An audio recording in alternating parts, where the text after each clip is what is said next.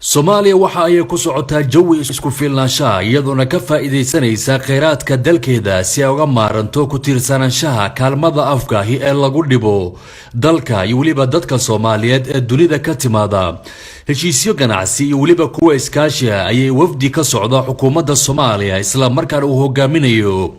Ra'iisul Wasaare ku-xigeenka dalka waxa ay la galeen dhigooda Turkiga Ra'iisul Wasaare ku-xigeenka Soomaaliya Mudane Mahdi Maxamed Guuleed Qabar ayaa kulamo gaargaar ah waxa uu la qaatay wasiirada ganacsiga iyo waliba kan dhaqaalaha ee wadankan Turkiga iyagoona wax badan isla meel dhigay wasiirka ganacsiga iyo dhaqaalaha Jamhuuriyadda Turkiga ayaa waxa uu sheegay inay doonayaan in Soomaaliya ay gaarto isku filnaansho wuxuuna intaasi ku daray in Soomaaliya wax badan ay ka faa'iideyso heshiisyadan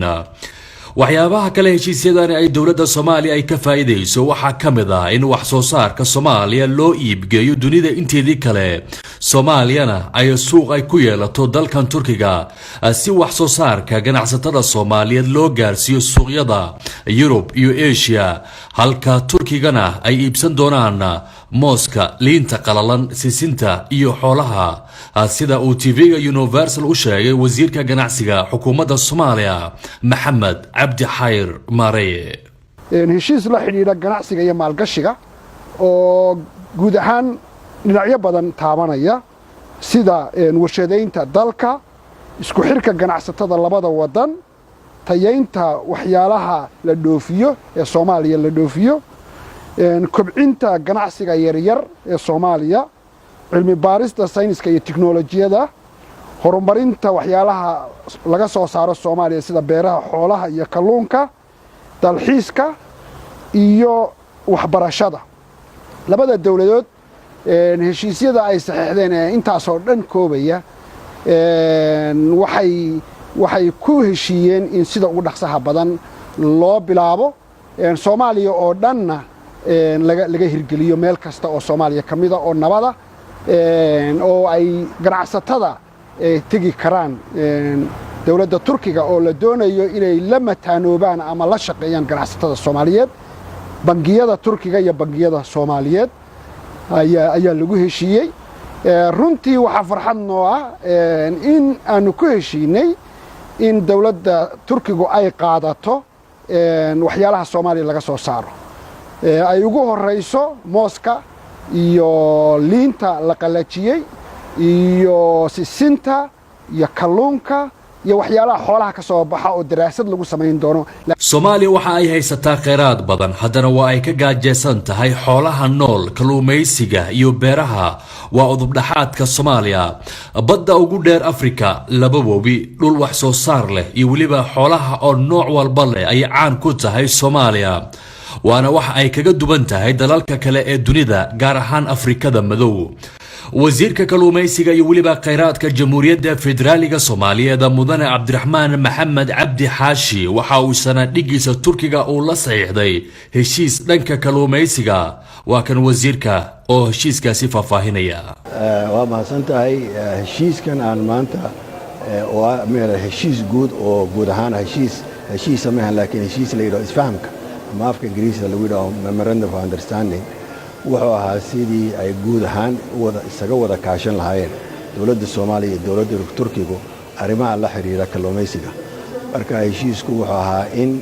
meelo badan oo wadankeena saad ula socotid badda Ilaahayna siiyo inagu manaystay dadka Soomaaliyeed wax manaafacaad ay naga soo galaan hadda marka waxaan qorshaheedii bilaabanaa sidii badda weyn ay Soomaaliya ee dhaqaalaheeda iyo dadka Soomaaliyeed oo shaqo raba inay abuuraan shaqo loo abuuro in aan door weyn ka ciyaarno dawladda Turkiga waa wadan jecel in uu Soomaaliya dhismaheeda ka qayb galo marka guud ahaan arrimahaas aan ka wada hadlaynay iyadoo guud ah oo wax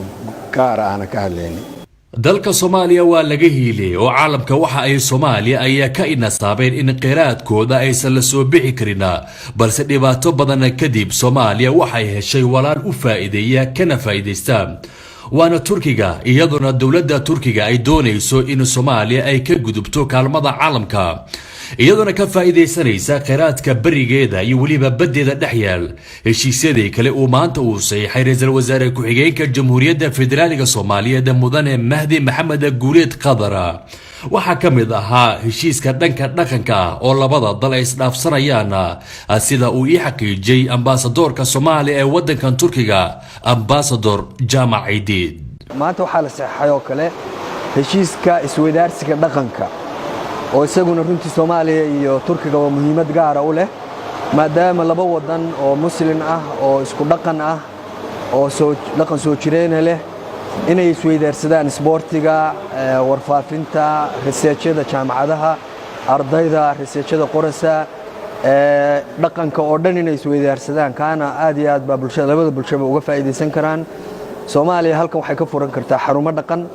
Turkiguna xagga xarumo dhaqan bay ka furan karaan xarumo research laga Soomaaliya halkan ka furan kartaa Turkiguna Soomaaliya ka furan kartaa jaamacaduhu waxay isdhaafsan karaan researchka waxay isdhaafsan karaan ardayda internshipka jaamacaduhu waxay isdhaafsan karaan kooxaha ciyaaraha iyo wax oo dhan baa isdhaafsan kara kooxaha fanka waxaas oo dhan buu u furi doonaa labada wadan